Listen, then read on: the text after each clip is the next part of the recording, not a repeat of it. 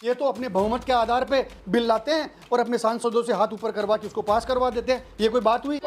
मैं अपनी लोकसभा सीट से अगर कांग्रेस पार्टी मुझे उम्मीदवार चुनती है और मुझे मौका देती है, मेरे नेता, तो लड़ेंगे। हाँ बिल्कुल लड़ूंगा। 2-3 बार युवाओं से उनके बीच में गया हूं और उनकी नब्ज टटोली है मैंने कि क्या तुम्हारी समस्याएं हैं। युवा इस सरकार के खिलाफ जाएगा भारतीय जनता पार्टी और निश्चित रूप से ऐसी योजनाएं कोई काम की नहीं जिससे युवा संतुष्ट आपकी। अच्छा, आप बात कर रहे हैं मैं यूथ लीडर हूँ, मैंने राजस्थान विश्वविद्यालय में ये किया, यहाँ के युवा क्या चाहते हैं।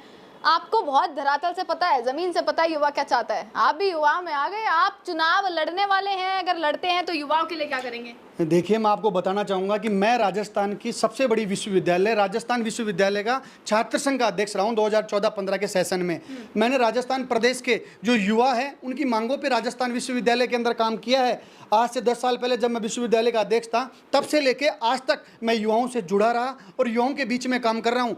मेरे यहाँ से जो लोकसभा की मेरी सीट है जयपुर ग्रामीण, वहाँ से मैं पिछले 10 साल से जब विश्वविद्यालय से निकला हूँ इन युवाओं के बीच में रह रहा हूँ और युवाओं के जो मुद्दे होते हैं उन पे काम कर रहा हूँ। जयपुर ग्रामीण के अंदर 2024 के इलेक्शन के अंदर मैं कह रहा हूँ ना, मैं अपनी लोकसभा सीट से अगर कांग्रेस पार्टी मुझे उम्मीदवार चुनती है और मुझे मौका देती है, मेरे नेता, तो लड़ेंगे। हाँ बिल्कुल लड़ूंगा। राहुल गांधी जी मुझे अगर मौका देते हैं, हमारे नेता लीडरशिप अगर मुझे मौका देती है तो मैं लड़ूंगा भी और चुनाव जीत करेंगे। या काम भी करेंगे लड़ने के बाद, या जैसे और नेता कहते हैं भैया कि हाँ बहुत कुछ करने। देखिए, जब मैं राजस्थान विश्वविद्यालय का अध्यक्ष था, पहले मैं आपको बताना चाहूंगा कि मैं बिना राजनीतिक परिवार से, मेरे परिवार में कोई राजनीति के अंदर दूर दूर तक नहीं है, कोई वार्ड पंच भी नहीं रहा कभी, लेकिन मैंने धरातल पे मेहनत करके प्रदेश की सबसे बड़ी विश्वविद्यालय का छात्र संघ का अध्यक्ष बना।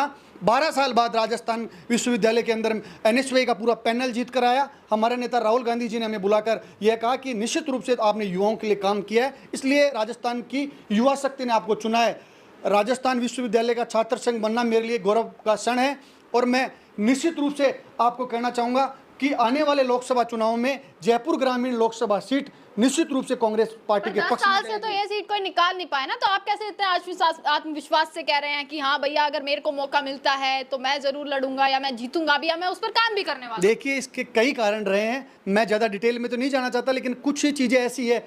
मैं जयपुर का स्थानीय उम्मीदवार होने के नाते इतनी बात कह रहा हूँ। मैंने यहाँ के युवाओं के बीच के अंदर रहकर उनके जो मुद्दे होते हैं, उनके जो काम होते हैं, उनके आधार पे मैं चुनाव लड़ने की और जीतने के प्रयास के लिए बता रहा हूँ। आने वाले चुनाव के अंदर पिछले 10 साल से मैं इन युवाओं के बीच में, मेरे लोकसभा के अंदर 8 विधानसभाएं, 394 ग्राम पंचायतें और 1970 बूथ हैं। उनके अंदर मैं पर्सनल 2-2, 3-3 बार युवाओं से उनके बीच में गया हूं और उनकी नब्ज टटोली है मैंने कि क्या तुम्हारी समस्याएं हैं, और उन्होंने अपना भाई मानकर मुझे ये कहा है कि आपको अगर पार्टी और हम मौका देते हैं तो आप हमारी बातों को, हमारी मांगों को देश की सबसे बड़ी पंचायत लोकसभा के अंदर उठाओगे और हमारी बातों को पूरा करोगे। 10 से 20 सेकंड में कि मेन मुद्दा युवा का क्या है यहाँ पर रोजगार के अलावा?